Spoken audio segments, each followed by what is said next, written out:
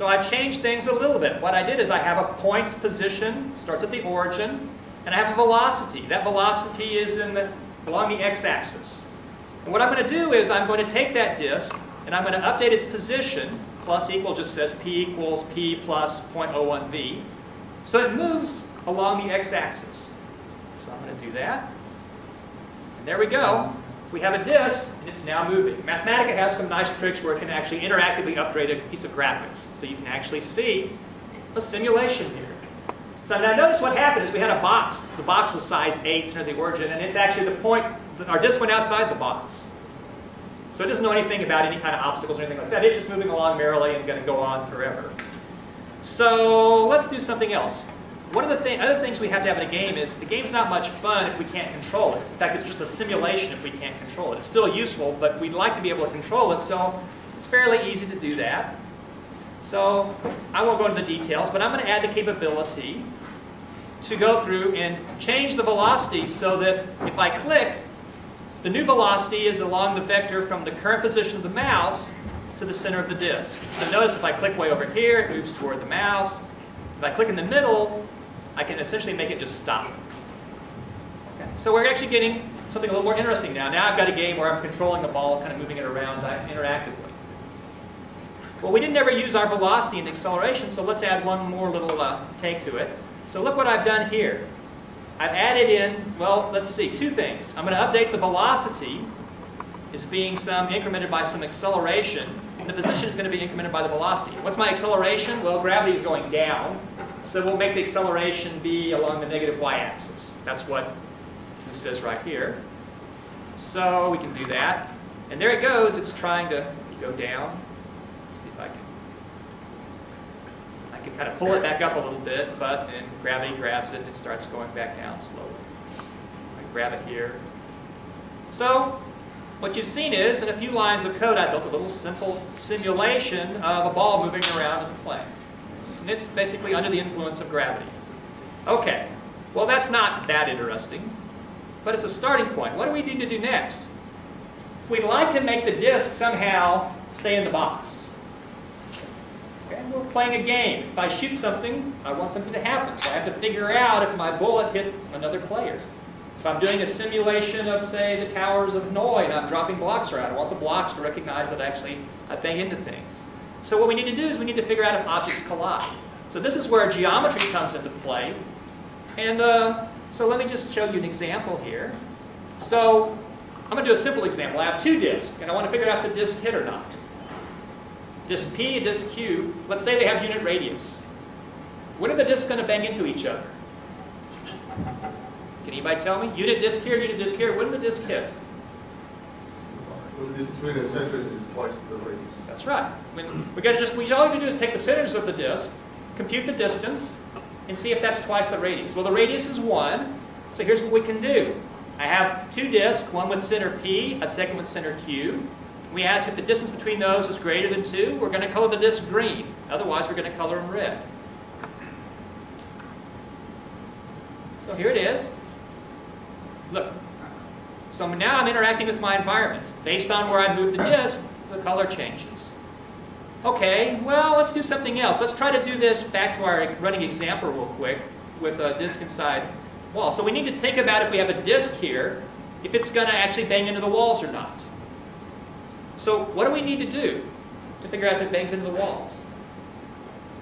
Well, if the walls are vertical and horizontal, it's pretty easy. I need to look at the x and the y coordinates of the center of the disk and ask kind of how far is it to a horizontal wall, how far is it to a vertical wall. And if that distance is less than the radius, I banged into something. Well, we go back, we modified our simulation just a little bit. What I do, I'm going to look at, remember our box was 8 by 8, centered at the origin. We had a unit disk. So as the ball moves around, if the center of the ball gets outside a 6 by 6 disk, 6 by 6 box, because of the fact this radius is 1, it's going to bang into the wall. So what I've done is I've added one more line of code to it that just says, okay, let's color it red if it's outside and green if it's inside. So everything's fine. We're inside, it's green. Whoops, went outside. So what I've done is I've now changed my simulation, my little game, so that the change is colored depending on where the position of the ball is. Okay.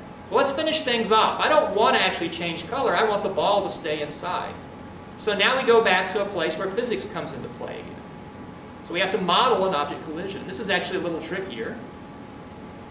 So if a ball bangs into the wall, what happens to it? This is, again, another thing I learned in Physics 101. I remember this great thing. We had an air hockey table, and we had discs, and we would shoot them and bounce them around, and we'd observe how they behaved. And it was like, I loved physics because it was, at least at the highest level, it was deterministic, and you could kind of capture through simple laws. Well, we just observed that if you take a disc, it goes along, hits a wall, it bounces off in a very predictable way. If you look at the normal to the wall, the angle here is the same thing as the angle here. Turns out it's a reflection. Now, this is not as easy if it's not a disk. If it's some complicated object, it's actually a lot more difficult. I'm assuming you guys know how to do that. There's probably some notion of impulse and angular momentum and things that come into play. More complicated physics, but this is described. Now, building a computational model for it is a little tricky. And this is actually the meat and potatoes for people that do physics in games. They don't want to build something that has to be physically faithful. They want to build something that looks realistic. That's one of the things you're going to see in all these games. It's not simulating anything. It's doing something that looks interesting and realistic and causes you to suspend disbelief. So what I'm going to finish off here with this little kind of introduction is, let's go through and add things reflecting to our model. So to do that, what do we need to do?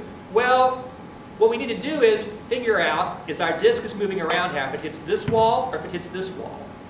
If it's a wall this way, the normal, well, it's parallel to the x-axis. If it hits a horizontal wall, the normal points downward. So all I did is took that previous example. Remember, I was checking to see if there was a collision, and I replaced the red and green by something that was kind of tricky here. I'm not going to try to explain, but basically I compute a reflection matrix and apply it to the current velocity to get a new velocity.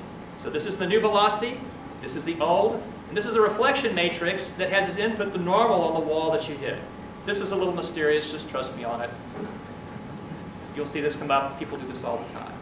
But now, see what happens. Okay, so now our ball is banging into the walls. So I can do the same thing again. I can try to draw it, pull it up to the top. And it'll fall back down and bounce around. So you might think, okay, well this is really, kind of trivial in here, but this is at the heart of everything that goes on in games involving physics. You have some geometry. Geometry can be incredibly complicated.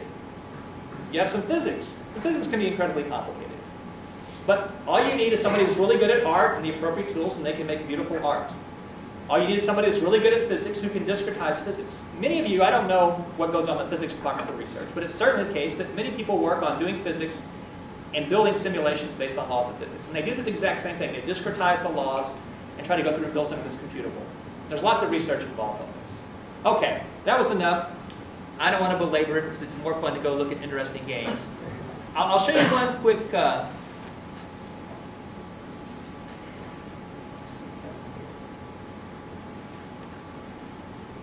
So this, just to end, I'll show you, before we see all the really nice games, this is a game that we built about 7 years ago.